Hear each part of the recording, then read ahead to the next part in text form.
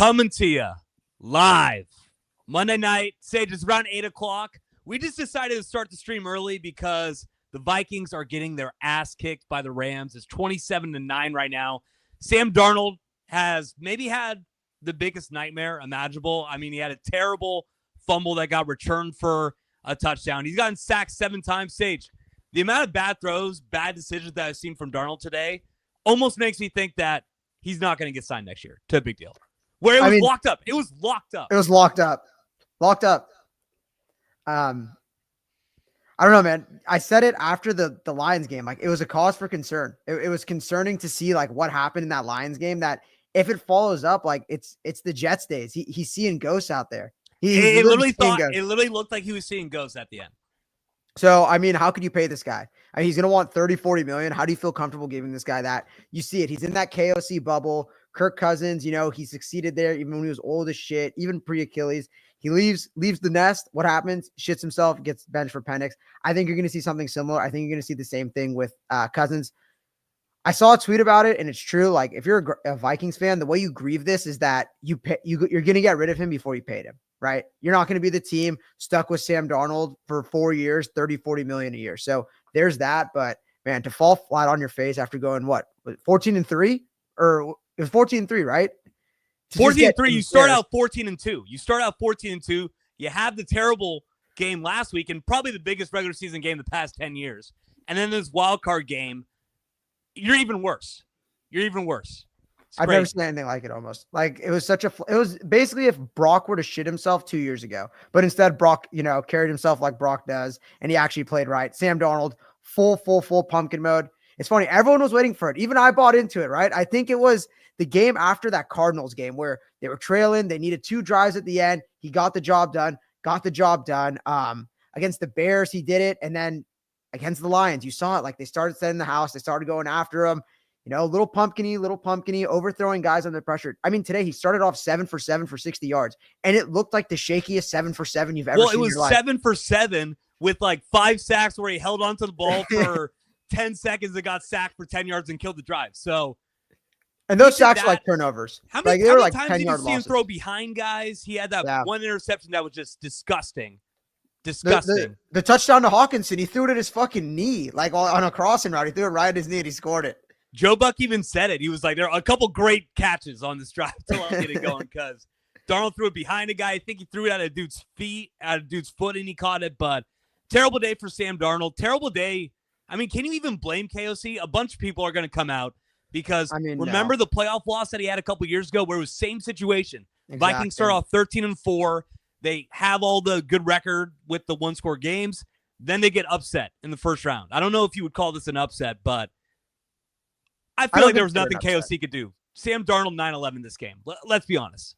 Oh, no, it was an inside job. This was like 9-11 and Bush did it, right? This was an inside job.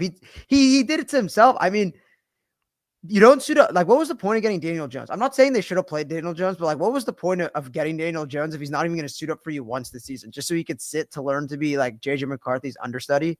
I don't understand it. Like, they should have benched him. They should have gone full Jalen Hurts to a Tagovailoa. Like, get him the fuck out of there. Get him out of there. Like, he's losing you the game. Guys were open. Like, it was so funny. Like, I don't know. Yeah. It was like Jesse Naylor wide open. Oh, Jordan Addison wide open.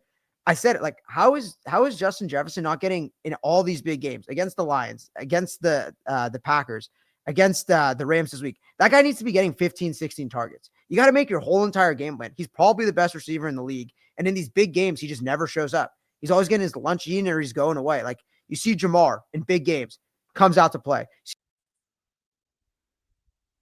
Oh, wow. Guys, I don't know where Sage went. He was kind of going on a little bit of a tangent there. I don't know. Was he talking bad about Justin Jefferson? Sage is coming back into the chat. Hold on, let's get him on there. Sage, what happened there, baby? You were going off on Justin Jefferson. Hold on, let's get the audio back. Okay. I think that's the football gods telling you to not call Justin Jefferson a bum and blame him for the playoff loss today. Maybe that was show up at some point. Like, Jerry Rice showed up in the big moments, brother. You got to show up. You're saying okay, but I don't know. Just a nightmare night for the Vikings. But Sage, I mean, you were all over the Rams. I was hesitant to say that the Rams were any good. I brought up the past 3 games how their offense has been playing terrible. I don't trust the defense. They're going to be playing the Eagles next. I think it's Sunday. Yeah, Sunday day. I think it might be a game. I think this is not going to be a 50-50 game. I think Eagles, we're going to see the lines later. I think they're going to be favored by at least 4.5 points, but Matt Stafford was on fire today. Sam Darnold sacked. Sam Darnold sacked. Oh, wow. There's 8. There's 8 sacks for Sam Darnold now, but yeah. Stafford, 19-27, 209, 2 touchdowns. I will say that the Vikings they got that one fumbled return touchdown, but the Rams offense did what they had to do. They jumped on the Vikings right away, put Darnold into a pressure situation where he had to come back. And but they called it back. Sam Darnold crumbled. No, yeah. The Rams. Darnold the Rams fumbled. One, yeah. Yeah, the Darnold fumble was back. Do we want to get into that play a little bit? What we thought about that one? The Stafford where he shoveled it out with his fucking head between his ass, and they didn't even call it an intentional grounding. What a joke! What a joke! Puka was right there, and they were watching Sam Darnold. Like, you know what? We're not gonna give you any favors tonight. Like, go die out there, bro. Like, this is good for our league. Like, we can't have this guy being a franchise quarterback somewhere. They didn't deserve it, bro. He clearly tried to get rid of it. I mean, is it a bullshit play that they couldn't review? It's a bullshit play. There's no way that he's like, okay, like I'm trying to get it there. I mean, bad podcasting right now, but I'm just trying to like say like how he looks. No, people love this. It's great YouTubing now. Great YouTubing. Like Mr. Beast. Like Mr. Beast, but yeah. I don't know. I don't know what else to say, man. I mean, I'm shocked. I'm shocked with how bad the Vikings looked. I was fully confident about them coming in. A lot of people saw that Lions game, and like you, they backed off. They said, okay, Sam Darnold, that scared the shit out of me. I'm jumping off the ship. I'll take McVay and the Rams. I went with them, and I got burned, Sage. I mean, we'll get to this later. I was 1-5 the entire weekend. I got burned all weekend, and just to end it, Sam Darnold pissed on my fucking ashes. Like, oh, I don't know where to go from here, Sage. Chase, you ever see Scarface? Yeah, of course. Duh. You know what Tony says? He says, it's the eyes, Chico. They don't lie to you. And I swear to God, it was watching Darnold's eyes against the Lions. They don't lie to you. He looked scared. He looked frazzled. Like, he looked shook. I mean, did you see his eyes on that one play? He had the wide eyes. I'm like, this dude's shook right now. I was just like, he's seeing ghosts. Like, it literally reminded me of the MetLife days. So I'm glad I got off of it early. I made the Rams. I think I said my play of the week. Like, I had no doubt in this one. I just felt like them getting the week of rest, coming off of what the Lions game showed me about Darnold, how they were pressuring him, taking sacks. I mean, overthrowing guys. Even that one play to Addison, that nice catch he had, it was only a nice catch because he threw it over his head, like behind him over his head. Like, these guys are making nice catches because it's not going to hit on target, as Joe Buck said. But I don't know, man. The Rams look good. I mean, they came out, scored. If it wasn't for 2 personal fouls, they had that. They had that very bad rough in the punter. That was almost catastrophic because you were up 10-3. You had complete control of the game. You sacked Sam Darnold again. You were going to 6 more times later in the game, but at that point of the game, it was a big sack.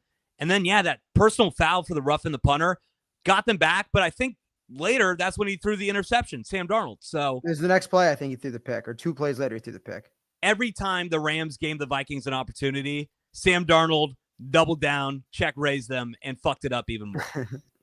Yeah, I mean, and on the Rams side, man, like the defense, you got to give them some credit. I mean, they were getting after him. He was holding the ball. He was holding the ball, no doubt, but those were coverage sacks. I mean, they were coverage sacks. You could say what you want, but guys were blanketed at times. I mean, there was guys running open. Sam wasn't trusting it, but at times, took away the first read, took away the second read, just felt like they knew what was coming. Those young DBs, I mean, they grew over the year, kind of like what you saw in Philly. Like, they have a young secondary. It's kind of like Quinn Lake was flying all over the place. It's like the John Gruden thing, right? Like, name 4 players on the Broncos defense. Like, name 4 players on the Rams defense. They have a bunch of nobodies, but a bunch of nobodies who make plays. So you got to give them credit. I mean, they looked good. They were flying all over the place. Akello Witherspoon apparently is a player for them now. I don't know where the hell that came from. Ever since he got stiff armed by Christian McCaffrey, it seems like he's came back and is now a good player. But, Sage, you had guys like Jared Verse. Is it Brian Young or Byron Young, right? Byron. Number 0. Yeah. They got some dogs on that D-line too, so I think the Rams are a worthy matchup against the Eagles. I would have never said that before this game, but I think so now. So looking at it right now, Sage, 3:30 left in the game. What do you do if you're a Minnesota Vikings fan? I mean, Minnesota people, Sage, I don't know if you've ever been to Minnesota, the nicest people. Oh, hey, how you doing there? I've only seen Fargo. It's the closest I've come. It's literally, if you ever watch the movie Fargo by the Coen brothers, it's literally that. Nicest people, but dude, 0-4 in Super Bowls. 13-4 a couple years ago, lost in the wild card round. This year, you start out 14-2, you get drilled by the Lions. Then you lose to the Rams in this one. What is there to look forward to, like, at this point? I mean, do you just say you look to J.J. McCarthy and you get the fuck off the Sam Darnold train right now? Or do you try to roll out Sam Darnold next year? I mean, it's so funny. Like, literally, like 3 weeks ago, it's like, how do you, like, what do you do? Because, like, how do you bring in McCarthy when the guy's balling like this? And how fast it, like, falls off the hill? How fast it just, like, dies? 2 weeks, and it just seems like, is this guy even going to get a contract to be a starter somewhere? I think he's a good bridge quarterback. That's all he is. You have to roll with McCarthy now. See what you got. It kind of sucks because even if you weren't going to play him this year, you didn't because you were forced and he got no experience. So you kind of got to roll him out there raw and just let him learn, let him make mistakes. You see it. I trust KOC. I trust the foundation. I trust the infrastructure. I mean, you see 2 quarterbacks thrive, but there's a clear ceiling. First round bounce every time. I mean, it's crazy to think. I mean, they weren't even close in that Detroit game, but they were a game away from being the 1 seed. And now you get humiliated in the wild card, you're going home. So it just shows you how fast shit turns. But I think that's it. Like, I think the book's closed on Darnold getting a big contract in Minnesota. Maybe elsewhere, but I can't see them bringing him back now. It's tough. I mean, you drafted J.K. McCarthy, what was it, 10th overall? He obviously got injured before the year started. You did not expect this from Sam Darnold. A lot of people said you had to bring him back, but like you said, Sage, I think the reason that you want to go with McCarthy is because you got KOC. And you got to see what you have in him. I don't think you're going to get a first-round pick for J.J. McCarthy. So if you're not going to get good value back for what you spent on him, I think you just got to see what you got. Sam Darnold, is there any way that you could – I mean, it's just going to be hard because he's going to get a deal. There's going to be some shitty team that's going to give Sam Darnold a deal. Raiders. What about the Raiders? Yeah, Raiders too. I could see the Raiders 100% going for Sam Darnold. So I think Sam Darnold's going to get a contract. I just don't think it's going to be in Minnesota. That's just I agree with that. I just can't see them bringing him back. I can't see them selling their fans on them or on him when you have J.J. McCarthy. You have a guy you spent a first-round pick on. The season ends like this, right? No one's going to remember the 14 wins in the regular season. They're going to remember this playoff game. They're going to remember that game against the Lions, how he looked. It's like something you just can't get over. It's like Niners fans with Jimmy in 2019. We didn't care about, being the 1 seed, whatever they did beforehand or being the 2 seed. What would we care about? We care about how he looked in that Super Bowl, right? We care about how he looked in that second half Super Bowl. It's like, what have you done for me lately? And there's no way you could bring him back now. Isn't it funny whenever teams have like the records where it's like they're 10-1 in 1-score games throughout the regular season. And at the moment, before they had the big playoff loss in the wild card round, they say, hey, that's credit to Kevin O'Connell. That's credit to Sam Darnold. They find ways to win games late in the game, right? And that's what you need if you're going to win a Super Bowl. And then it's like, oh, wait, hold on. Maybe they were just lucky. They got way luckier than, usual as expected. And they're worthy to get upset in the first round, like really quick. And that's happened twice with KOC. I love KOC. Sage, looking back on the TikTok that we made today previewing this game where I was all over the Vikings, it almost made me want to throw up. I mean, everything I said, I was like, I trusted Sam Darnold. KOC's better than McVay. And it fell flat on its face. So yeah, could you give McVay some credit, man? He gets his team up. You got to give him credit. They overperform in these playoffs. I think that's 2 years in a row now where you kind of, you go in as underdogs and you fight like a good team hard. I mean, were the Vikings a good team? They got 14 wins, so they weren't bad. But I mean, they're a good team. Them. This is a great win for the Rams. Yeah, they didn't instill any confidence in me that I think they could beat Philly, but I'm questioning it at least now. When before, if you told me like Philly's getting the Rams, I'd be like, oh, no chance. They got the cornerbacks. They're gonna walk them down. I mean, you have the quarterback advantage, and I think you have the coach advantage. So you got a chance there. And if the defense is gonna play like that, you got a chance. I'm saying this to all the Rams fans who gave me shit about my pick, who are probably gonna go back on the TikTok videos. That yeah, you're about to get lit up. Pick. I'm gonna give you your flowers right now, but just wait till Thursday. I cannot wait. For the Eagles to beat the brakes off the Rams because we saw it happen earlier in the year. We're gonna get into it, but I'm not too confident about what I saw with Philly. But I have faith that they're still gonna beat this team for sure. When I was at the Lions Niners game, and I had really good seats. So as the Niners fans clear out. Sage, when do you not have good seats? You're on the floor. You're at the Monday Night Football game. You have good seats. I mean, come on. We've come to expect this from you. The cheap ass Detroit Lions fans come to my section. They get the Jared Goff chants going. So I'm just like, I'm just yelling. I can't wait I look like a salty fan. Like, I cannot wait for Philly to clean you. I was like, I cannot wait for Philly to clean you. What was that anti-Detroit sentiment right there? The cheap ass Lions fans? Yeah, because they were all in like the nosebleeds, and then like. Well, they're sitting next to you. Oh, you're saying that this wasn't next to you. You're saying this was coming from the nosebleeds. Yeah, and no, as soon as the Niners fans left because they were getting embarrassed, I said all the Lions fans just swarmed down, right? Like moths to a fly or whatever it is. And they just came to the lower bowl. They didn't do anything about it. So I don't know. I'm ready to move on to the next game. Are you? I don't know about that anti-313 sentiment, but yeah, let's just move on here. So we're just gonna start chronologically. So we're gonna go back to Saturday morning. Sage, we both got burned on this one. We got fucking burned. So the Chargers took on the Texans. The Texans won 32-12. Sage, we talk about a nightmare game for Sam Darnold. I think this was as close of a nightmare game that you could have had for Justin Herbert. 14-32, 1 touchdown, 4 interceptions. Sage, he got pick sixed twice. Bad day for Herbert. It was weird because they started out 6-0. CJ Stroud looked like shit. You're like, okay, this is going to be a classic Chargers win. They're going to dominate on both lines of scrimmages. Herbert's going to do enough. But Houston had like a great last 4 minutes of the first half, got the 10-6 lead, and never really gave it up. Herbert threw a pick six, got it to a 14-point game, and they just kind of carried it from there, man.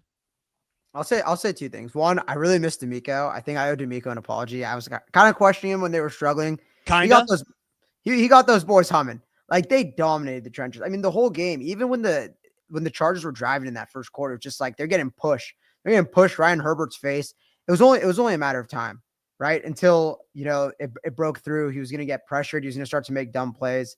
I mean, I said, why do I like the Chargers? They have a quarterback who doesn't make mistakes. I just think they're going to be able to keep it clean. It was the exact opposite. And I have it here, right? Pressures on Herbert. They pressured him on over about 53% of his dropbacks. Will Anderson Jr., 6 pressures. Daniil Hunter, 5 pressures, 2 sacks. Mario Edwards, 4 pressures, 2 sacks. Danico Autry, 4 pressures, 2 sacks. I mean, the list goes on. Aziz, Tim Settle, Derek Barnett, all these guys getting pressures, getting after him. It's like a committee, right? You have Will Anderson, who's the stud, but you're just deep. You have like a line that goes like 6-7 deep. You saw it. They were all up in that backfield. They couldn't run the ball after that first drive. I mean, they're getting to Herbert, forcing him to make bad mistakes. Like you said, he threw 1 pick six, right? And then the other one got down to like the 5. Oh, that's right. That's right. Yeah. I mean, Disley, it was basically like he was playing for the other team. And the game just flipped because the Chargers controlled it all the way up until the 2-minute warning of the first half. And then after that, just all the momentum, everything just like fell on its head. Yeah. This is another one like the Chargers. Imagine being a Charger fan. You had so much hope coming into this game. Start out 11-6. Our boy Mitch was just in the chats rumbling, talking about they're going to beat the Chiefs. You get the brakes beat off you by the Houston Texans. Sage, I'll give credit to D'Amico. That defense, like you said, was up in Herbert's shit all day, especially in that second half. But if you're telling me, should I be that impressed with the Texans? No, fuck no. Congrats. You won the wild card round. You're going to go to Arrowhead. You're going to get fucked up. The Chiefs are going to fuck you 100%. Up. If you're a guy right now and you're looking at the line, you're like, I don't know. I like Houston +8. Like, I think they can keep it to a 1-score game. You are literally the sucker of all suckers. You are what you ever see Caesar's Palace? You see the new casinos that they're building in Vegas? That is because of fucking guys like you, because you think the Texans are going to cover this game. I can't see it, Sage. I can't see the Texans being anything. Like I said, Houston, Beyonce, I'll give credit to all of H-Town, but this is Travis. It. This is all I'm giving you right now. Yeah, Travis Scott, everybody, Bun B, all that shit. Yeah. No, I mean, I'm not going to say I give them no chance to cover. I mean, Chiefs and a tease is my favorite thing this weekend, but I got to give them some credit or not some credit, but it's just like, it's what the Chiefs are. The Chiefs don't cover big spreads, but we saw this game. They kicked the shit out of them. The Texans were in it until the Tank Dell injury that just like distraught the entire franchise for like 10 minutes. And then after that, it was over. So they're going to want their revenge, but you kind of know what it's going to be. Like, when did the Texans get going? When Joe Mixon, got going. What happened? Like that first half, it felt like Joe Mixon was playing for the Chargers. He was fumbling, not picking up blocks, the unnecessary roughness on the Derwin James thing. And then he ends up winning the Nickelodeon MVP, right? Like, he puts it together in the second half. The offense gets going. You mean the MVP? The MVP? Nickelodeon valuable player. Yeah. He gets going. But like the Chiefs are going to stymie him. They're going to be up in him. So enjoy the win now. Going on the road outside the dome to Arrowhead's a completely different animal. Yeah. I mean, the Chiefs are going to be able to run the ball all day on the Texans. Mahomes is going to get pressured, find ways to get out, move the chains. And then, Joe Mixon, the run game is going to get stymied. So, Chase, it's funny. I wrote this down thinking you'd go the other way. Because you're like a Chiefs naysayer. I wrote down, remember this when they play the Chiefs, because they look this good and the Chiefs are going to fucking embarrass them. I think it's going to show you how good the Chiefs are compared to like the rest of that AFC. I agree. And it's so funny because you don't see the number one seeds play the first week of wildcard weekend. And you forget that they're the number one seed for a reason. So I feel like that's going to come up. But really quick to just cap it off here with the Chargers. You didn't expect it before the game, but after the fact, you look at it, and you're like, yeah, Herbert doesn't have any weapons. This is Harbaugh's first year. You cut like your three best players on offense before the year. So coming into it, you knew it was going to be a tough year. You overperformed. You got shown up. You got shown up against the Texans, but you got to say that this was about one of the best first years that you could imagine. You know that Herbert's your guy, and you know that Jim Harbaugh is one of the top 5 coaches in the league, and he's going to get you there. It's going to take a couple of years. Are you anti Harbaugh after this one? Top 5's tough for me when you have a performance like that. Your team doesn't look ready. Your defense gets like just figured out. First year, Sage. First year. I mean, Herbert was doing them. Yeah, true. And Herbert was doing them no favors, to be fair. So no, he had a shitty game. He had a shitty game. They just, I don't know, man. Like, I expect them to dominate the trenches. They couldn't get any pressure all game, and they were just getting bullied at the line of scrimmage. So it's just tough for me, man. Like, everything I thought about the Chargers when I said I fell back in love with them because their identity and their culture, both just went right out the window. I was going to say, like, this is the summary of what the Chargers were, right? Like, they get that pick when the game was drunk. Stroud throws that pick, just floats on the sideline. First play, what does Herbert do? Roll to his right, throw across the body to Quentin Johnson. Gets picked. Like, don't ever throw the ball to that guy when he's open, let alone in double coverage downfield. That guy, it's like a nightmare. It's a 0% chance of success anytime you throw to him. Like, he's got to be off the team. He's got to be gone. The McConkey touchdown, right? It went like sack, 86-yard McConkey touchdown, and then the blocked field goal kick where like Dicker just got laid out. He tried to smack it down, got laid out, and they returned it. It's like, dude, don't jump in there. Kicker, if the ball's in the air, you fucking get back to the sideline because you're gonna get cleaned out. You're gonna look like an idiot. But that was almost mercy for Chargers fans at that point, right? You're down. What were they down at that point? Like 20. You get that touchdown, and then you miss the 2-point. They return it. So you missed the extra point. They return it back for 2. So at that point, you knew you're like, okay, it's not our day. Like, we're not gonna win this game. Yeah, I don't think we need to spend more time on it. I was just saying. No, I mean, this was the matchup that I honestly least want to talk about. Sage. Maybe the next one's worse. I don't know because I'm pissed off about this one. I've been on the Ravens all year. They took on the Steelers. Yeah, they won 28-14, but Sage, this was fucking domination from the jump. Right from the jump, the Ravens were leading 21-0 at a half. They had 304 yards at half. The Steelers had 50. The Steelers scored a couple times in the second half, but the only real game that was going on was, are the Steelers going to cover 9.5? There was no point in that game where I thought, oh, shit, maybe the Steelers could do something, win this game, and advance to the next round. It was all Ravens. It was all Derrick Henry. I have the stats right here. 25 for 186, 2 touchdowns. Lamar was fucking incredible. Nothing else you could say about the Ravens. They dominated. The Steelers, on the other hand, Mike Tomlin, I've been calling for it. Now you're starting to see ESPN and everybody bring it up. Seems like he's on the hot seat, Sage. I mean, it's the first time you see the fans come after him, right? So he's kind of getting it's about fucking time, man. Jesus Christ. Yeah, I'm starting to think because you see it through a Steelers fan's perspective. It's just like, what do you want to do with this team? Do you want to just keep bottoming out? Because you overperform every year. It's great. You make the playoffs, right? You have a $3 million quarterback room. You make the playoffs, and then you just do it again the next year, and you do it again the next year. You can't win a playoff game in, what is it now, 9 years, 9 attempts, 0-9 in their last 9. It's embarrassing. I mean, you have no direction. You have no good young talent. Look at the Eagles. Look what they were able to do. They bottom out a year. Look at the Chargers. Get like this young talent, be able to bounce back, get better. The Commanders flipped that entire defense and that whole team in 1 year because they got young players. It's like you're the Steelers. You can't ever draft a quarterback because you're always in the 20 to 30 range. And you just got to pray like a guy like TJ Watt falls to you if you ever want to get any serious talent. They never make any good free agency moves. And it just seems like they're going nowhere. Their feet stuck in the mud and there's no direction. You got to get them out of there. You got to try something new. I mean, the quarterback room's got to be different.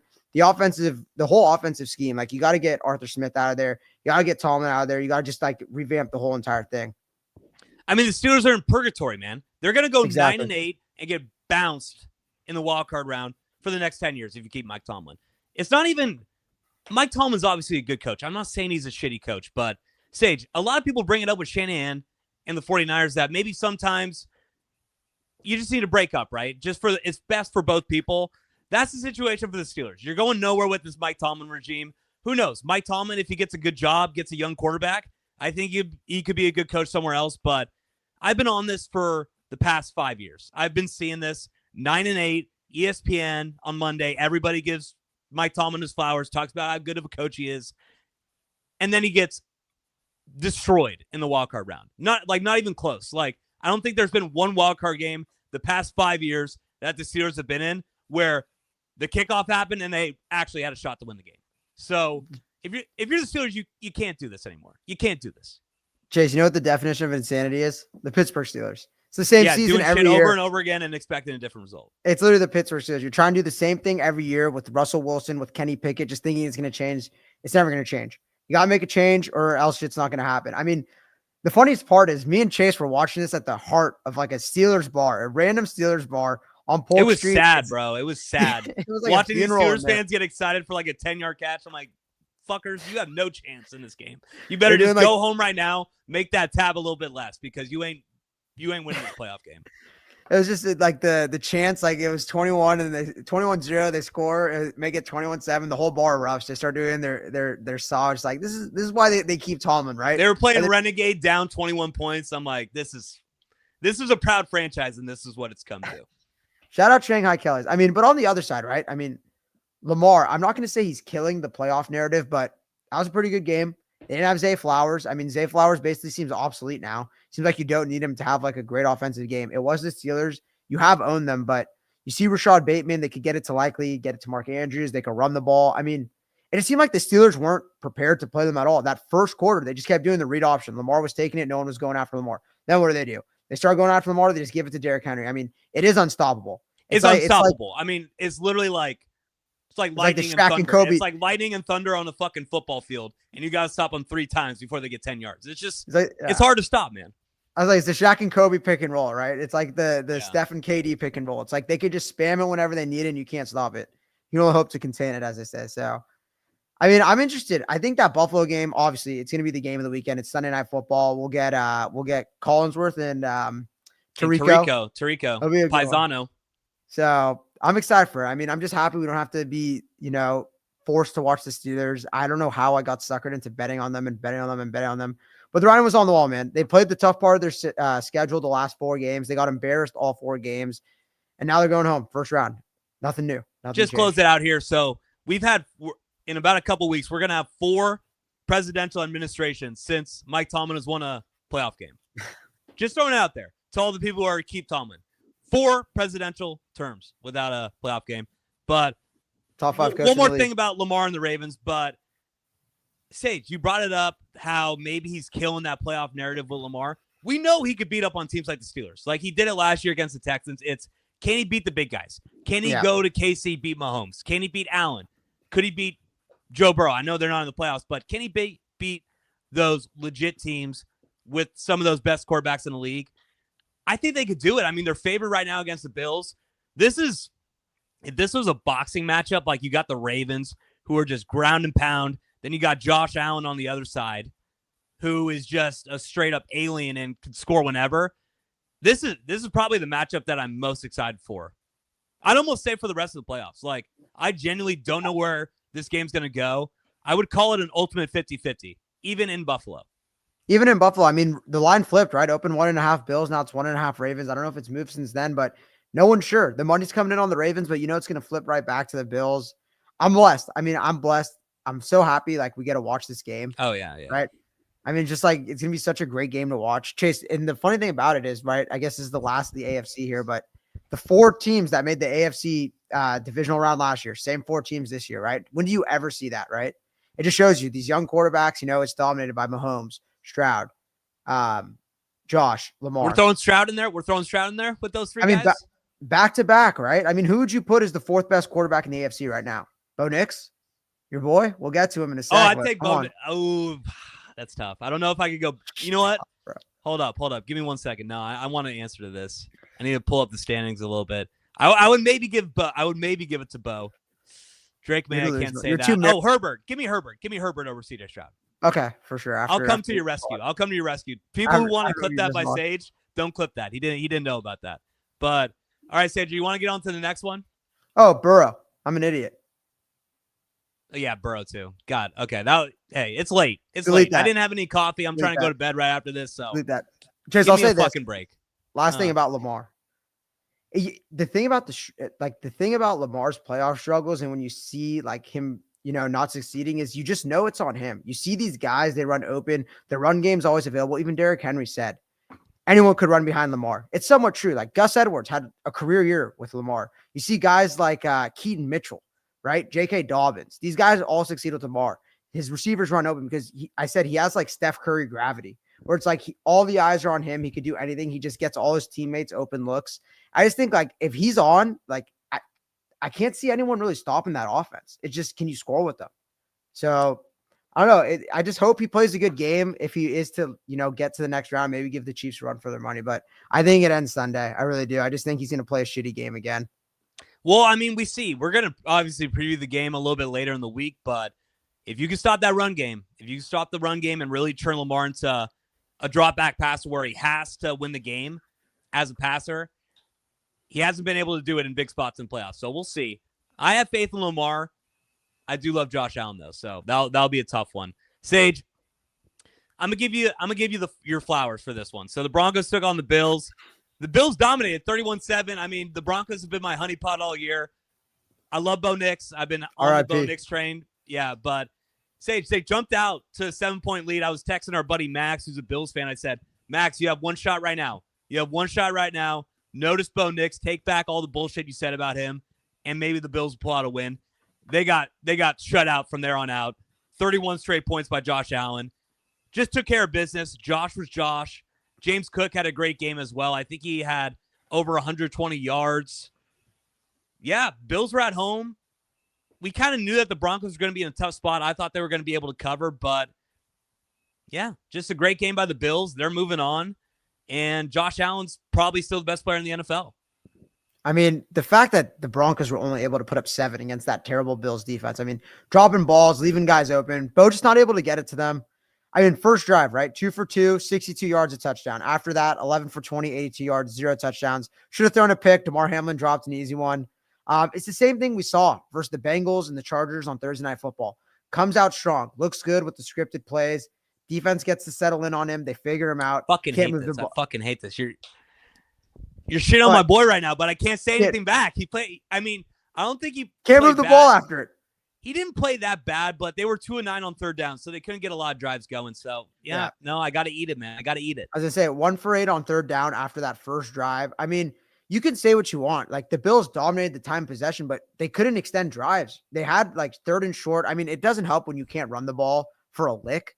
Against that Bills defense that can't stop the run makes no sense. They couldn't run it for a lick. They never tried to establish it. It seemed like they were trying to, outpace them, turn it into a sprint, went into marathon. I just think they went in with a bad game plan after what they saw in that first drive. They tried to let Bo cook a little too much, and it wasn't good enough. It wasn't good enough. On that 2-minute drill at the end, you thought maybe they could go get a field goal, get some points. What I was going to, yeah. What does he do? Skip a ball into Mims, miss Vele on the sideline, just missing easy throws. I mean, his legs were impressive. I didn't realize he was that good of a runner. The guy, and I watched him at college. The guy can run, and he's fast against these NFL guys. Yeah, he's a big kid. Like he could move like much better than I thought. And you saw that stat. He led the league in scrambles for first down. But at the end of the day, when you have to make throws, your team's trailing. You can't just run the ball. You got to throw it. It just wasn't there, man. Do I think he's going to learn from this? No. I think it's a Jordan Love situation. He's an old rookie. I think this is it. Like, I think the league will figure him out, and this is what you're going to see from Bo Nix. Chase, you can go now. I just took a shit on your boy, so you can go ahead. You just took a shit. Oh, wow. Yeah, you just annihilated Bo Nix right there. What I will say is, Sage Babnett eviscerates. I've seen that. I've seen that field goal happen at the end of the half. I've seen that situation happen so many times in big games where you got a team who's coming in that are the underdogs, right? They're on the road. It's about 10-7. You have a great chance to tie the game heading into the half. He fucking hits it up the upright. And right then I knew, I'm like, that's bad. That's bad. That's bad vibes going into the locker room. Sean Payton looked pissed. I know that it's a 50-yarder. It's not a chip shot, but from that point forward, I really wasn't that confident about it. And then you had the 4th and 1 where the Bills went for it. I think they were up maybe like 13-7, so it's still a one-score game. Josh Allen is maybe in the pocket for like 15 seconds, finds a way to hit Ty Johnson in the back of the end zone where, I don't know, maybe I don't understand the rules. The guy caught the ball, and his fucking foot was on the white. I know that his knee was down. His knee was down, yeah. Counts as 2 feet. I don't know. I thought that was a little bit questionable. I thought they called it on the field a touchdown, so it's going to be hard to turn that back. But from that point on, the Bills just kind of took care of business, ran the ball out. Because I'm confident in this Bills offense. I actually really am starting to like the weapons that Josh Allen has. They're not household names, but guys like Shakir, Keon Coleman, Amari Cooper, Kincaid, James Cook, like that's good enough. He has a good O-line to protect him as well. So I feel good about this Bills offense. Should I be confident with this Bills defense? Is this a sign that maybe they're going to get better, or did they just go up against a Broncos offense that really didn't have any weapons to challenge them downfield? Because a good little tidbit by our buddy Max a couple weeks ago, this Bills defense is good when they don't have to face speed. They're not that fast. So if they're going up against a team like maybe a KC with a Xavier Worthy, they could be a little bit more susceptible. But a lot of people are coming out saying that they think that this Bills defense is going to be coming back. What do you think? I don't trust it. Is this a trend or a blip? I think it's a blip. I mean, we'll get to see it Sunday night, and apparently, so it's Nance and Romo. Nance and Romo have Ravens Bills. Nance had this game, dude. He was awful. You thought Nance was awful? Could Jim Nance ever be awful? No, Romo was awful. My God, dude. Every Josh Allen run, he said it's the game within the game. Like every fucking fifth sentence was it's the game within the game. It's, oh, Jim, it's the game within a game. Josh Allen with the run. It's just like, dude, like it's mind numbing. You have to almost mute it at a certain point. But I don't know, man. Like the Bills defense shows up in certain games, like against the Chiefs. They kind of showed up earlier, right? Against the Dolphins, right? You could see they could get run on, but they're clutch. They make stops at the end. Against the Ravens, they get run. Against the Texans, they get run. Like they're so hot and cold. Against the Lions, against the Rams, they get run. So I don't trust them, man. Like situationally, they're good against teams they've seen, but they can get exposed. If you can run the ball on them, like Max said, they're slow. You got some speed, right? You got like a Jameson Williams. You got Xavier Worthy. You got whatever the Ravens want to throw out there. I think they can get God. I think from here on out, it's not going to be like this, right? You're not going to get to face a rookie quarterback on the road. You're going to get into shootouts.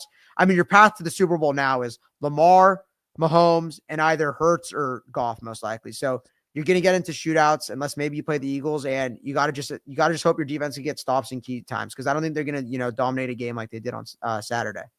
No, I mean, they took care of business. Everybody thought they were going to beat the Broncos. They did. The Bills got to hope that this defense is going to show up like they did on Sunday against Baltimore. Sage, the next game. Wait, hold on, real quick. Oh yeah, go ahead. Did you even notice Amari Cooper on the field? Like their big free agent acquisition. Didn't even notice he played 2 catches, 8 yards. Right? You kind of alluded to it, but they got a lot of B-level guys, so that's why I'm confident in them, man. Like I just thought it was funny because I kind of said it. Surtain's gonna lock him down, but it won't matter. So you see these teams like someone like a KC, they have a Trent McDuffie. Someone like Philly who has those cornerbacks. It doesn't matter. They could hit you in a million ways. So as unconfident I am in the Bills defense, like what the offense showed me how they could control it, I'm taking them serious. I think they can win the Super Bowl, man. No, I mean, you brought that up with how, okay, Surtain maybe is going to be on Coleman, but then you have everybody else who's open. That's huge, because how many times have we seen in a big Super Bowl or NFC Championship game against the 49ers where maybe you get McDuffie on a Brandon Ayuk, then you have Deebo Samuel can't get open, George Kittle can't get open. These guys all seem like they could get separation, so it's going to be hard to stop them. You know that if they get an inch of separation, that Josh Allen's going to find them too. So that offense is going to be hard to stop. I think I'd probably say you would have to say they're either 1 or 2, right? The offenses that you're most confident with going the rest of the way. They're 2 for me. Them in Detroit, I feel like are 1-2, and they switch every time I see them play. They both are pretty badass. As I say, the reason I can't say Detroit, actually, because I was going to say Detroit, but the reason I can't say Detroit is because Josh out, like they got into a shootout and Josh won. So you got to say the Lions, or you got to say the Bills. Sorry. The Bills are going to be a 4 stage. I can't wait to preview that game versus the Ravens. Oh, yeah. That's going to be fucking awesome. But this was a game where me and Sage were lockstep. We were both on the Eagles. They took on the Packers. Sage, I don't know what you felt. Maybe you had a lot of money around the game, so there was a little bit of an extra boost for you.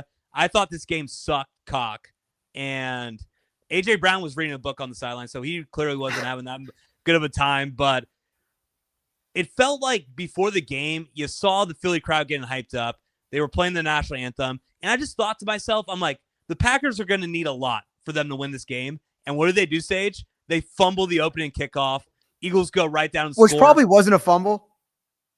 Was it not? I feel like it was a fumble. No, I don't think it was a fumble. No, sorry. It was a fumble. I think they recovered it. But they recovered it and then they ripped it out. Yeah.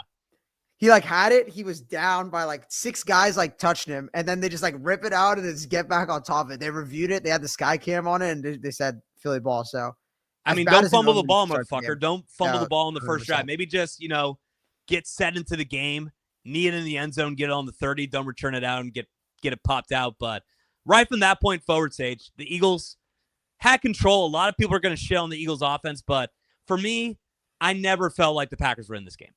No, 100%. I mean, it's one of those things where I saw it today and everyone reacting to it. Everyone was like kind of shitting on the Eagles, saying they weren't that scary. The offense didn't impress him. It's kind of like the Chiefs. Like everyone wants the Chiefs because they saw it in the past to be this like high flying offense that just scores a million points. It's impressive in the other way. I mean, there was never a doubt, right? They were gonna lose the game. They just suck the life out of you. They just make the plays that they have to, right? They go on these 7, 8, 9-minute drives and they just squeeze you. They squeeze the life out of you. Their defense suffocates you. They force you into errors. I mean, you saw it, 3 terrible picks by Love, and they just beat you in a more humiliating way than like outscoring you 28-35 or whatever it is. Like they won by 12, but it was never in doubt. I mean, the Packers never had the ball in the second half with a chance to drive and take the lead, did they? It just seemed like Philly was in control from start to finish. So they were up 6. So the Packers scored to make it 16-10. But then, like you said, the Eagles had one of those long drives where they went down, scored a field goal to make it a 9-point game. I think the Packers came right back and fucking got stopped on 4th down. But this was a nightmare game for Jordan Love. We're going to get into him because we've been showing him all year. But you got to say for the Eagles, the passing offense was gross for them, I thought. I thought Jalen Hurts did not look good. That's going to be something to be concerned with if late in the game you can rely on Jalen Hurts to win the game for you. He went 13-21, 131 yards, 2 touchdowns, but A.J. Brown, 1 catch for 10 yards. They had a lot of 3-and-out stage. Saquon did his job, but I am a little bit scared about this Eagles offense moving forward. You also got to say the fact that you had this bad of a game from Jalen Hurts and you comfortably beat a team that a lot of people thought could win the Super Bowl with the Green Bay Packers. I think that is impressive in itself. 100%. I mean, the thing that just gave me a little like question is just the Packers just looked like they showed up dead on arrival. They looked like a team that didn't want to play. I mean, like you said, they fumbled the opening kickoff. First throw by Love, he sails the guy, then he throws a pick. Like, 2-3 plays later? Just didn't look like he wanted to be there. I mean, maybe he was still injured. They just looked undisciplined, man. Like they were getting run on, they were getting passed on. They couldn't move the ball. They had 8 penalties for 85 yards. Just looked gross. Like looked unprepared the entire game. You have your receivers go down. You come in without Christian Watson, and you're throwing to guys like Malik Heath. And I don't know. They were all getting banged up. It was almost sad at one point. Yeah, it just didn't look like the Packers like from the whole season. They didn't want to run the ball for whatever reason. Then when they started running the ball in the second half, they started seeing success. I mean, how funny is it, right? Like Love, 4 years, $222 million, $55 million a year. Jalen Hurts, 5 years, $255 million, $51 million a year. 2 teams that paid and invested so much in their quarterback need to rely on their running backs to carry the team or else they're going nowhere.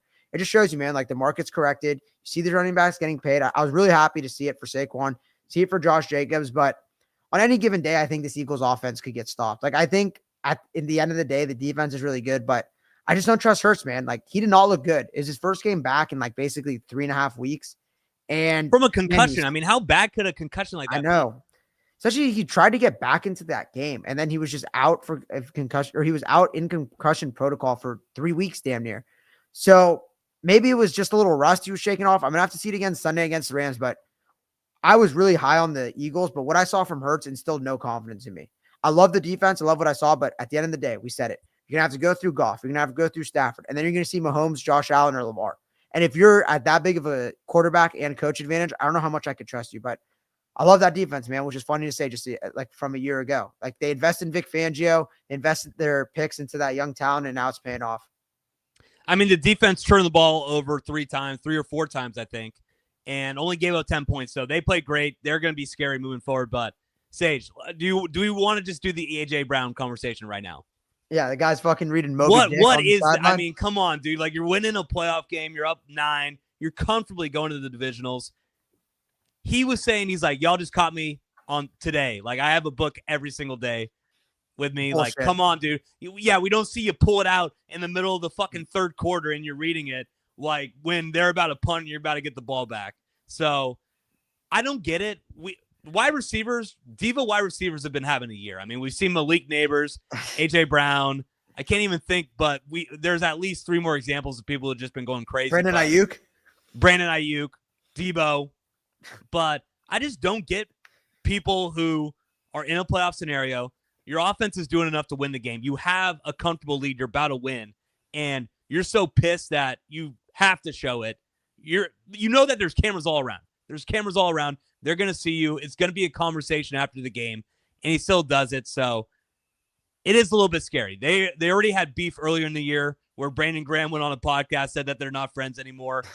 Seems like he's pissed because he only has 1 catch for 10 yards in a big playoff game. So is that something that you're a little bit scared about moving forward? I think you'd be dumb for it not to worry you. Yeah. Right? I mean, this guy's literally like going for a casual read, like trying to knock out a few sentences in between plays, in between drives. Like you can't trust that. You need your guy like on the sideline. Like what was Julian Edelman, right? I mean, AJ Brown's no Julian Edelman, but what, laser focus. Like, you're getting your guys hyped. I can't have you like feet up reading a book. I mean, you even saw it with Saquon. Saquon was like yelling at his lineman, giving him a pep talk. Like he's the ultimate team guy. Could have taken that touchdown at the end, right? I mean, he slid a little early. I mean, he's kind of, overdoing it. Like, we get it. You're a team player. Maybe you just go for a couple more yards. I think he's like 300 away from the all-time record, regular and postseason. Maybe go for that. But he wants to be a team guy. He wants to go for it. But AJ Brown needs a little more of that, right? Just worry about the wins, man. Worry about the wins. Who cares about your stats if you win a Super Bowl? You've had the stats. You've had the gaudy regular seasons. Just go get the ring, whatever it takes. I mean, they can't have you doing this like if you're playing a serious team. Thank God the Packers are not a serious team. So, Sage, and anybody in the chat who may have heard about this, Sage, what book was AJ Brown reading? I have it right here, but do you know? I remember it. It was like some like affirmations, but I don't even remember. What was it called? So it's called Inner Excellence by Jim Murphy, and apparently, so I'm reading the bio right here. So it's how you develop the habits every day of thought and action around the person that you want to become, and what's most important to you, to be fully engaged, heart, mind, and body in the moment and unattached to your results. So it's basically a book where if you're pissed off with your results at the moment and you only have 1 catch for 10 yards, it's a book that's trying to tell you how to stay engaged and not just get pissed off and, I don't know, make a mockery to the quarterback who's not giving you the ball, basically. So Greg Rosenthal said that he read the book. He said it's like the most boring book ever. He's like, it's like one of the worst reads. He was just like, the fact that he's choosing to read that on the sideline of an NFL playoff game when you're in the game. He's like, no one in the stands would do that, but you're going to do that like on the sideline, like suited up. That's wild. So, okay. So we got our boy Naj right here. He was reading the same book LeBron was reading in the locker room. Could you imagine if AJ Brown's just reading The Godfather on the sidelines? I'm shocked we never saw LeBron do that. He's never just like pissed off with what's going on. Maybe he's not getting a trade request. The GM's not giving him somebody to play with at the deadline, and he's just like reading The Godfather on the sideline. It's a good film. It's a good book. It's like, come on, LeBron. One quote, he's like, oh, there's just so many. It's like, okay. Like, literally, I'm going to make him an offer you can't refuse. Next question. Can't even think of a quote. We don't even need to get into LeBron right now. But, Sage, do we want to talk any more about the Packers? No. I mean, they're dead. I've been saying it. I don't believe in Jordan Love. They paid him. They jumped the gun way too early. Reap what you sow. I mean, does he have any good receivers? I think he has like mid-level to good-ish receivers. So there is that, but the run game's good. The play calling's good. The defense is mid. There are areas you could improve that roster, but his decision-making's poor. He doesn't get the ball out quick. He's just he's a loose cannon. He's not a gunslinger. He's kind of a loose cannon. Like, he makes great throws. He makes spectacular plays, but there's so much bad with it. They got better when they started running the ball, take the ball out of his hands. I just can't trust him anymore. I really can't trust him until I see him do it. They had a tough start to the year, and like you brought up, Sage, LaFleur said, we can't give this guy 35, 40 pass attempts. He's way too loose with it. He's going to fuck it up. He's going to turn it over. We saw that with Malik Willis. They looked almost as good, even better. Then LaFleur really said, okay, we need to run this offense based on the run game. Sage, he's in the 3rd year of his max contract right now. So this is his 5th year. To all the people who are saying he's a young quarterback, he's still learning. Guys, he's about to enter his 6th year in the NFL, I think. So if it's not here right now, I don't think it's ever going to be here. I feel like whatever we're seeing from Jordan Love, this is it. Don't expect him to become an Aaron Rodgers or something. he ain't it. No, he's not, Chase. I was watching this game, Flippin' Burger on Haight Street. Shout out Flippin' Burger. Great burger spot. Just watching this game, and I was just like, this guy's not it, man. This guy's just not it. Moving on from that, and I don't know, man. We'll see him next year. They got to make some improvements. They got to, try and bolster up that pass game and just get him some help, man. Flippin' Burger, any good? Really good spot on Haight Street. On Haight, I mean, I don't know. I only got one burger spot that I hit in the city. It's called Big Mouth Burgers. It's in the Mission. Another great one. I don't know. So I'm loyal to that one. I don't know. Maybe you're a guy who goes around a bunch of different burger spots. I like to try. I'm a burger connoisseur. There we go. But all right, next game, Sager. This was a Sunday night game. We gave the NFL a little bit of shit for making this a primetime game. We said, okay, this is the classic Monday night matchup where everybody has hangovers. They're getting back from work on Monday. You throw on Commanders Bucks, but Sage, this actually turned out to, dare I say, the best game of the weekend? Yeah, 100%. I mean, there's not much competition. It was the only game that felt like a game from start to finish. It was the only one that caught my attention. I was actually, engaged the entire time. I didn't have to turn it off early. I mean, every other game was basically decided, settled in the fourth quarter, right? I mean, there was no other close games, really. You could say maybe that Philly game. The Texans, it got out of hand quick. Everyone else got out of hand quick. But, man, the Bucks played bad, but Jaden just stole the show. The way that guy could move the ball, I mean, the terrible decision-making, play calling by Dan Quinn or Kingsbury, overcoming it, just getting it to playmakers, extending drives with his legs, got fucking popped. I thought he was dead on that sideline. I forget who it was on the Bucks. The safety came up and laid the fucking stick on him. Got up like it was nothing. His face was bleeding from it. Didn't phase him at all. I mean, what you saw in Bo Nix on the road, that's what a rookie quarterback's supposed to look like. What Jaden Daniels is just like a one-off. Like you could tell this guy's pushing top 5, top 7 territory already. Sage, I think this is I think I'm gonna say it. This is the best rookie season we've ever seen from a quarterback. It's getting there. 100%. I've seen him all year. Like I said, coming into this game, he's matchup proof. He's gonna put up points on anybody. They won the game 23-20. Sage, they got stopped twice in goal-to-goal situations, so they could have put up even more points. It was a great game. I mean, it was 10-10 at half. The second half was all back and forth. The difference in the game was your boy Baker Mayfield with, I don't know who you blame. I don't know if you blame the center who snapped a little too early, the wide receiver coming over, but that fumble on their own 10-yard line, that turned out to be the difference in the game. Jaden was nails, and the Bucks kind of fucked it up. Todd Bowles at the end. Whoa. He did. Hold on. Sorry. But at the end of that game, you got me a little flustered. I'm not going to lie. But at the end of that game right there, I think it was 1:58 left, decides to not take a timeout, burns like 50 seconds of the clock that he would have needed if the Buccaneers got the ball back. Jaden obviously got the also sick run on 3rd and 2, dives to get the first down, basically iced it. So the clock management was a little bit shaky there. I think kind of the story coming out of the game, though, Sage, how about your boy Zane Gonzalez before that kick? Maybe the most nervous-looking dude I've ever seen in my life. Thought he missed it. I should have thought he had my boy. Well, did you see what he was doing before? No. Oh, my God. You didn't see this, Sage? Was it on the broadcast? It was on the broadcast. So basically, I don't know. The crew did him dirty. The TV crew did him dirty. They basically had him on there like 15 seconds before he ran out into the field. The dude's trying to put on his helmet, Sage. Sage, I shit you not. At least 5 times. Goes to put on his helmet, can't get it on, like fixes his hair a little bit, just like this. Goes to put the helmet back on, does it again, like 5 times. 5 times. He looks it looks like he just saw a ghost running onto the field. Terrible kick. I mean, it hit off the end or it hit off the post and went in, but oh my God. I had to see this video. He was more shook than anybody I've ever seen before a big play. I had a Jalen McMillan prop, and I had the Bucks obviously for the show. So I thought he missed it. I straight up thought he missed it. I jumped, and then it went in. Of course, they get like the Chiefs doink bounce, and it goes in. They just feel like the team of destiny. They get every bounce. They get every like big end of game play. It goes their way. The Hail Maryland, this. It just, I don't know. It just feels right. It feels like he's going to go to Detroit and make it a game. Like I really like them in that game. I think he's going to be able to, like you said, he's matchup proof. He's going up against a bad defense that people might be overhyping a little because they shut down the pumpkin Sam Darnold. I think like I like his chances, man. Like I think they're a live dog going into Detroit. I really do.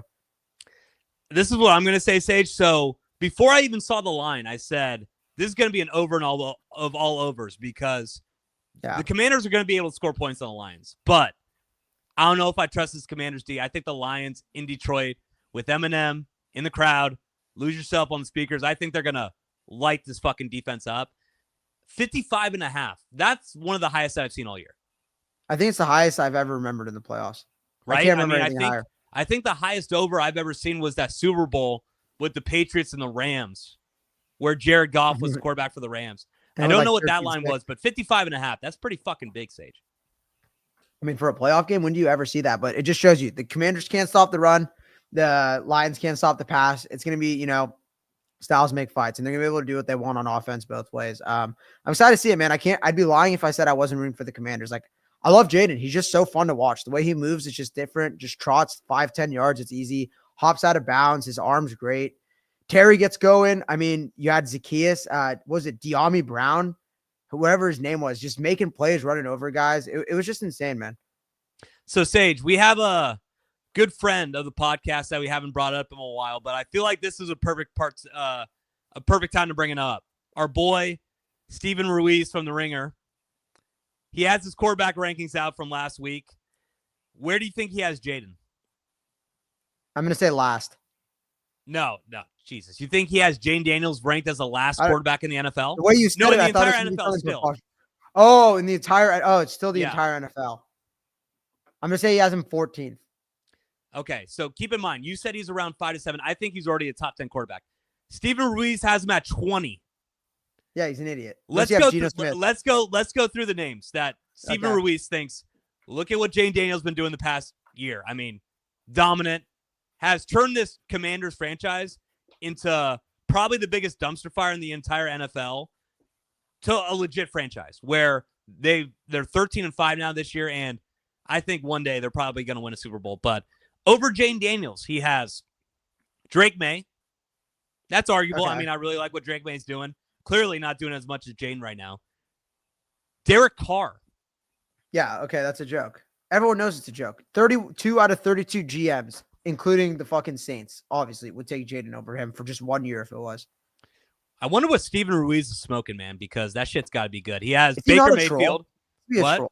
He has to be a troll. There's no way. Like, he gets no attention. This is what he gets attention from. That's why he does this shit. If you look at this list, it looks like he puts 20 hours into every week, Sage. I don't know if you could troll and put 20 hours of work into trolling. So he has Baker. And I'm just going to list them off quickly here because I know we're running out of time. But Tua, dear Lord. Okay, whatever. Jalen Hurts, arguable. Aaron Rodgers, not arguable. Crazy. You're crazy. Trevor Lawrence, stop it. Kyler Murray, you're high. Jared Goff, okay. Do you know? CJ Stroud. I'd take Jaden for sure. How could you possibly say CJ Stroud is better than Jane Daniels based on what you're seeing? What do you say earlier, Sage? Chico, the eyes don't lie. The eyes don't lie. Jane Daniels is a better quarterback than CJ Stroud. Dak. Jane Daniels, like he just favors already probably has as many playoff wins as Dak Prescott does in his He's one away. Literally career. 1 away from tying him. And a year ago, Jane Daniels was at LSU. Yeah. And then at number 8, Steven Ruiz's boy, Geno Smith, 7, Jordan Love. Do you know who will be on a new team probably next year? And probably not going to be a starter. And Jordan Love, who, except for Sam Darnold, probably had the worst weekend out of anybody in the NFL. So it just shows you, man, you can't take everything you see seriously, man. You can't see this guy on Twitter. He's like Skip Baylessing you right now. He's just giving you a take for you to react to while he sits back and makes money. And look at him. We're talking about it on our pod. I mean, we're talking about the Commanders a lot, Sage. We got a lot of pro Baker guys in the chat right now. I know my boy Max Steins. Dude, rise or die for Baker Mayfield. It's almost to a point where it's a little bit weird. I'm not gonna lie. What are the thoughts about the Buccaneers after this one? It was a tough loss. They had a great year, but what are they really? I think you got to get rid of Bowles. That defense is just awful since Brady left. And you're supposed to be a defensive guy. I'm sorry, but you got to go. Either promote Liam Cohen before you miss out on him and he leaves your building, or go find someone new. You just can't run it back with Bowles again. He's got to go. I mean, you clearly have a ceiling. The defense sucks. He just seems lost. Like the clock management, the way that they, these late execution, they botch a lot of like easy shit. And it just feels like they have like no real identity. Seems like it's just like we're going to try and outscore you no matter what. And when you lose guys like Godwin, the O-line gets a little beat up. It's not the same. Your defense could never get a stop. And we said it, Jaden's great, but they couldn't get a stop on anyone. The Saints gave them a run for their money. So I think they're not a piece away. They're not a few pieces away. I think they're just in that thick middle. They got Baker, who's a good quarterback, but you're not winning a Super Bowl with him unless everything else is perfect. He's got to be on Philly. And even that, like, it's still not a guarantee. So I don't know, man. Like, what do? You try and draft a quarterback and you try and find the coach for him. So you maybe promote Liam Cohen and start drafting. That's what I was saying, Sage, because I don't think you let Liam Cohen out of the building. They had one of the best offenses in the league the entire year. Todd Bowles is a joke. I brought up that if you want to go back and look at the clock management there, it made no sense. He got lucky because Jaden, I guess, bailed him out and got the first down, so they were able to run the clock all the way down. But if the Buccaneers actually were trying to get the ball back, it made no sense of strategy by Todd Bowles there. You have a better coach. He's just your OC. Don't be like the Atlanta Falcons. Remember, I mean, we know that Dan Quinn's doing well right now. But back in 2016 with the Atlanta Falcons, Dan Quinn was the head coach. Kyle Shanahan was the OC. You let Kyle Shanahan walk out of the building. Dan Quinn got fired 2 years later. 2 years after that, Kyle Shanahan was in the Super Bowl with the 49ers. Keep Liam Cohen. Bite the bullet. Get rid of Todd Bowles right now because you ain't winning shit with him. If it's all to win a Super Bowl. Bite? Like, who's going to have, like, Todd I bet Bowles you he's back? a nice guy. He's a nice guy. He's been around the players probably for like him. 3-4 years. No, I'm sure the players like a guy like Mike Evans, Levante David. They probably love him. They probably go to war for him. But at the end of the day, it's over their head, right? If it was up to the Warriors, they would have kept, or if it was up to the Warriors players, they would have kept Mark Jackson, right? Sometimes you got to just make, big boy decisions. It's tough when they have a relationship, but you got to do what's best for your franchise.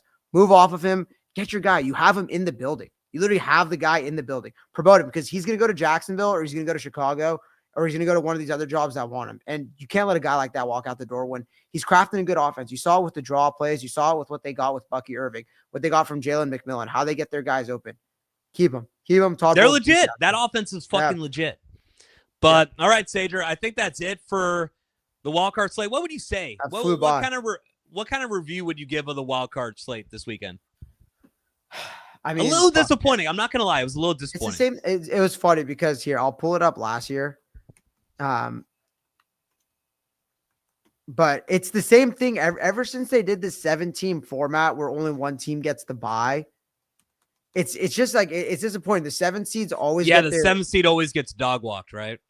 So the 7 seed always gets dog walked, and then you have the 3 seed and 6 seed, which should be the last seed. So it's always kind of an ass kicking too. I don't know, man. I'd say I'd give it a C-. I mean, it's football. You had 3 days of it. It's a full slate, but it was boring to say the least. I mean, you had what, 4? I mean, you had 5 blowouts. No, well, I mean, what were the other close games? This was the only close game. I mean, Texans Chargers was close for like 3. I mean, Texans Chargers was 13-6 with 20 seconds left in the third quarter, and then it just ballooned out of nowhere, and that overhit out of nowhere. It was a shitty slate. I lost my ass betting. Sage, I went 1-5. Sage. I know. Your worst week of the season. I legit the entire year. We were doing our 4 best bets every single week.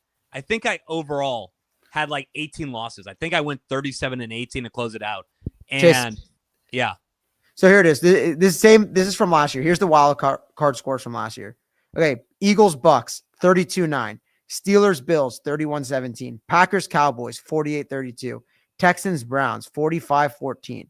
Chiefs Dolphins 26-7. And then you had the Sunday night game. Lions, Rams, 23-24. So it was basically the same exact fucking thing. Shit. Yeah, so it just shows you don't need fucking 7 teams in this thing. Don't need 7 teams. It makes the matches for us.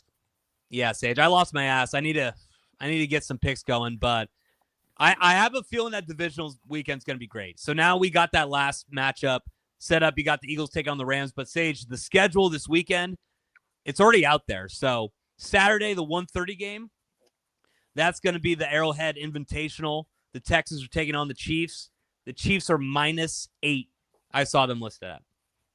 Yeah, -8 right now. Here, I'll check to see if it's moved, but I'm not going to give my picks yet, but I'm leaning Chiefs, man. Like, I love the Chiefs. I took a future on them. Chiefs win the Super Bowl. Your boy here gets a nice paycheck, so I'm all in on the Chiefs, man. I'm gonna bleed Arrowhead. I'm gonna root for them. I hate to do it, but I'm just gonna be on the right side of history with this one, man. I just don't think that the Texans could match up with them. And then you get the winner of the Ravens Bills. So I like what the Chiefs did. I like the path they have, but they earned it. You can't say they didn't earn it. You're going to have to need some divine intervention to get me away from Chiefs -8 and make me take the Texans. That's all I'm going to say. Back down to 7.5. Back down to 7.5. Even better. Even better. But the 5:30 game that Saturday, that's going to be Commanders at Lions Stage. I saw a couple different websites. I saw some had 8.5, some had 9.5. What did you see it at? I'm seeing 8.5 here on FanDuel. I'm using FanDuel, sponsor of this podcast. Shout out FanDuel, our favorite sponsor. But we got 8.5 on FanDuel. I mean, it hasn't moved on my end. I saw it open at 8.5. I see it staying at 8.5. Money's coming in on the Lions. Tickets coming in on the Lions as well. So it seems like people like the Lions. Home team, getting some rest. Commanders played their Super Bowl, got another big win. But I think people are forgetting how bad that Lions defense is, man. I think they just knew what Sam Darnold was, and they kind of exposed him. I think I don't know. It's kind of like Lamar, right? With Jaden. You don't know it until you see it, and they haven't seen him yet. So I think he's going to be able to score. I think he's going to be able to move the ball on them. So that's going to be the Saturday night game. Sunday, you get a little bit of an earlier start. You got 12 o'clock Pacific, 3 o'clock Eastern time. That's going to be the Eagles-Rams game, Sage. Any clue on what the odds are for that game? 5.5. Eagles 5.5. 5.5 for the Eagles? Yes. That's pretty fair. I feel like that's pretty fair. Yeah, right in the Vegas zone. I mean, what do you do with that line, right? You saw what the Rams just did. I mean, the 1 day of rest, obviously coming off a short week, it sucks, especially when they're basically on the road because they had to pack up. You saw what happened, right? They packed up all their shit and took it all to Arizona, basically not planning to go back to LA if they won. So it's kind of like their road dogs. It's on fucking fire right now, man. So it's like they're basically road dogs. I don't know, man. Going from that all the way across to Philly in that cold at the Link, it's scary. But they're used to it. They're used to road games. They show up in big games. You got the quarterback. You got the coach. That's going to be a fun one. I think both the NFC games are going to be great. I'm a 49er fan. I hate Sean McVay and Matt Stafford's guts. So yeah, who do you hate I'm more? going to pick Eagles it, or the but Rams? Trust me, I'm going to be, even if I bet the Rams, it's going to be an emotional hedge. I hope the Eagles fucking beat the shit out of the Rams.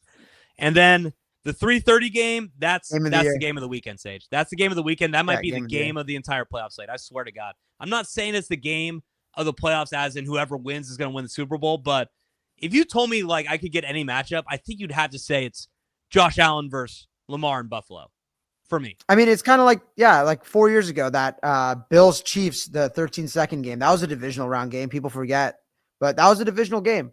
And it was the game of the playoffs. It's the game people still talk about. No one cares about that. I think that was the Rams-Bengals year. People remember that 13 seconds game more than they remember the Rams-Bengals. And those two teams neither have made it to the Super Bowl. So it just goes to show. Sometimes you could get the best matchup early. I feel like you always get great matchups in the divisional round. And this is the one that's, showcasing it. Sunday Night Football, Romo and Nance. I can't wait. I'm going to make sure my schedule is clear. The loved ones are taken care of. Everything's settled. And I'm going to watch that game for sure. Am I wrong? Petition to just whoever wins this gets the MVP. Why not? That'd be a great way to do it. I wish they could intervene. It's between Lamar and Josh. Honestly, I think we know whoever plays better is probably going to win the game.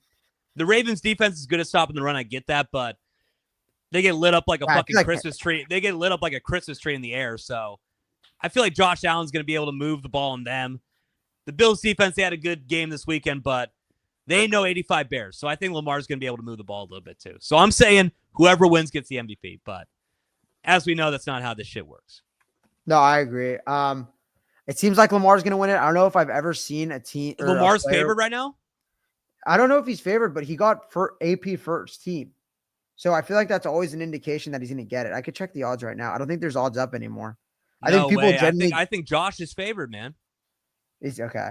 I thought Josh was favored by 3.5 from what I saw. I feel like with these awards, they just never know. I feel like, I don't know. Max is a pessimist, but Max is like convinced that Josh is going to lose. So right now. Well, yeah, he's a Buffalo Bills fan. If you're a Buffalo Bills fan, you cannot be confident ever. You lost 4 Super Bowls in a row. You were beating the Chiefs with 13 seconds left in the game, and they fucking came back and scored a field goal. You should never be confident. So he's minus 200. Minus 250. Okay, we're going to go off FanDuel. Minus 470 on FanDuel. Jesus. The lines are crazy. You got to shop the lines if you want to bet this. Minus 470. Do you think with this new presidential administration coming in that it's a Josh's year or what? I think so. I think it's a Josh year. I have a feeling. People are saying. After 120, we'll see. But yeah, we're going to get into that stage. When do you think we're going to come out with a divisional preview? Maybe like Thursday? Thursday or Friday, I'd say. Since there's, some time to let it bake, see who's playing. I think it's going to be probably same as last week, Thursday, if not Friday, the latest. So, okay, we're going to be coming to you guys Thursday. Sage, what are you going to be doing till then? I know you're in The Sopranos right now. Where are you at right now in Sopranos? Just ended season 3. No spoilers here, but a little Isn't it lackluster. The best show of fucking all time? I mean, I could rewatch Sopranos at any time. It's better. So this is the thing. It's Game of Thrones, Breaking Bad. You can't just pick up and randomly watch like an episode. Sopranos, you could do it and it's seamless. It's almost like South Park or Family Guy, where it's like they don't connect, but at the same time, Sopranos, it does connect. But you could just pick an episode, watch it. It's great. You always want to pick up from there, though. It's hard to stop. This is my second run through. Dude, I love it. I mean, you just fall in love with the characters. You fall in love with the storyline. You're just in the world, right? Like you just think you're Tony Soprano after watching for 1 or 2 seasons. You just want to like shoot someone or like, tell someone off. It's hilarious. Jeez, I don't know about that stage. I was thinking more like I want to smoke a cigar outside and just go hang out and eat some Italian meats. You want to shoot somebody. Okay. Hey, oh. No, calm down. I don't know. It gives you that, that mob mentality. It's like you just want to be a badass like Tony. I love it though. I mean, second time through, I think it's better on the second watch. I really do. You catch more shit. You kind of know what's coming, so you could expect it, but kind of pay attention to other things. Like see how characters develop. You know when certain shit's gonna come. I mean, I'm in it. I'm in busy season right now. I'm working hard, but when I'm free, like that's the thing I'm doing. I'm watching Sopranos. So you just ran through Pine Barrens, right? The Pine Barrens episode? Yeah, 3 episodes ago. So fucking funny. Is that your favorite episode? Well, it's funny because everybody's going to say Pine Barrens. I think the best episode is University, where Ralph Cifaretto beats the fucking prostitute to death outside the strip club. Sorry for the spoiler alerts. It's the deepest one. What? But it's the deepest one for sure. It's the deepest episode the deepest for sure. One, and there's like a lot of shit going on there. Tony fucking hits him at the end. So I like that one. I like University, but Pine Barrens, I mean, you got Paulie, you got Chrissy. They're fucking with the Russian guy. Paulie just jumps in, fucking hits him, take him out to the Pine Barrens, then he gets lost. He loses a fucking shoe and has frostbite. I mean, and then obviously the clip that everybody sees on Twitter with the fucking interior decorator. His house looked like shit. I mean, it's just too good, man. It's just too good. Nobody writes shit like that anymore. Oh, 100%. I mean, there's no good television anymore. Everyone's saying, is it not Succession? Landman. Get on to Landman. Is it good? I love it. I mean, dude, Billy Bob's a badass. He's basically like this he's an oil landman out in Texas, but he's dealing with the politicians. He's dealing with the cartel. And I don't know if you've ever seen any Billy Bob movies, but this is peak Billy Bob. He's badass. Speaking of which, did I show you what I got in the mail today? No. What'd you get, man? Hold on. Give me a second. Are we doing unboxing time here on the stream? Yeah. You see this? Oh, you fucking dickhead. To people who are new to the stream, Sage beat me in the fantasy championship a couple weeks ago. That's his fifth. I've never won one. My team was 14-1 the entire year. I outscored everybody in the league by at least 250 points, and Sage pulled off the upset in the championship. So Sage has decided to not be honorable in victory, but instead to be a cocksucker. So Sage, I'll just give you the floor right now. How do you feel about that? Shout out to my loved one. Shout out to Josh Allen, to everyone, who was there from day one. I had the best team. I was just injured. I had Jonathan Taylor injured a bit. Josh Allen got a little banged up there. Mike Evans. So not gonna lie, I enjoyed the Sopranos conversation a lot more than this shit. I just saw it in the glimpse of my eye. I was like, I have to show this. Oh God. I thought that if there's a way to end it, that's the way we got to do it. All right. Well, hey, you get the W to end the stream, I guess. But that's gonna be it for the stream today. We're gonna be coming to you guys around Thursday. Subscribe, boys. Yeah, Sage, tell them what they could do, baby. Tell them what they could do. Like, subscribe. It's in the bio. You know where to find us on TikTok, on Twitter. Follow the TikTok. TikTok's up and running. We're getting some views in there. Dude, we're pumping good shit out, man. Fucking follow the TikTok, like all that shit. Sage, it's weird because I see some dude, I don't know, I see some Vietnamese guy knitting a fucking a rug together, and it gets 500,000 likes. Yeah. And I put out good shit. I work on it for 30 minutes. And, I mean, we're starting out, so I'm not saying I'm expecting millions of views right away. But, we're only getting to, like, the high hundreds, thousands. And meanwhile, I could just be some dude in fucking Ho Chi Minh City tying together a fucking rug, and I'd get 1 million views, I'd be making racks. So it's hard for me to get TikTok now, man. I don't know what drives that fucking. We got to get the live going, but it might not even be a thing next week. So we'll see. Why wouldn't it be a thing? Is that vote coming down? Yeah, they're about to outlaw it. It seems like it's going to get outlawed. We'll see.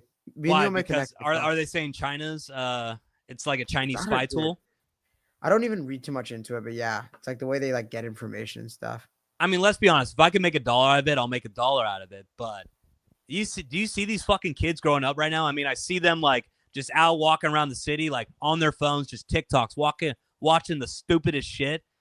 It's probably bad for you. TikTok's probably bad for you. Do you have reels? You have all these substitute. No, I 100% agree. I 100% agree. It's like you see the culture, like everything. I went bowling the other day, bro, and these kids just had like the dumbest. I swear to God, I went bowling. These kids had like the dumbest bowling names. They were talking in like TikTok lingo. It just upset me. It's like, God, what does like the world come to? They're like videotaping the whole thing, like trying to be funny. I swear to God, ask Pesto. Some kid bowled in my fucking lane. He was like 10.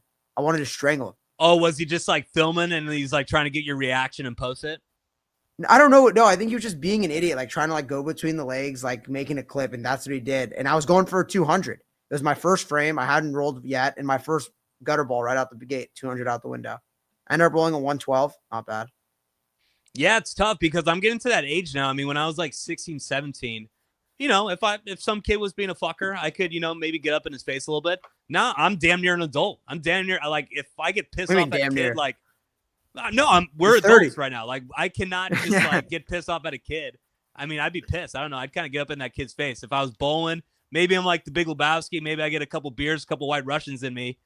I don't know. I'd be, you know, maybe a couple fighting words back at the kid. Not like I'm gonna get in a fight, but you know, get a little pissed off at him. But you can't rely on the new generation stage. That's something that we're coming to know. But who can you rely on?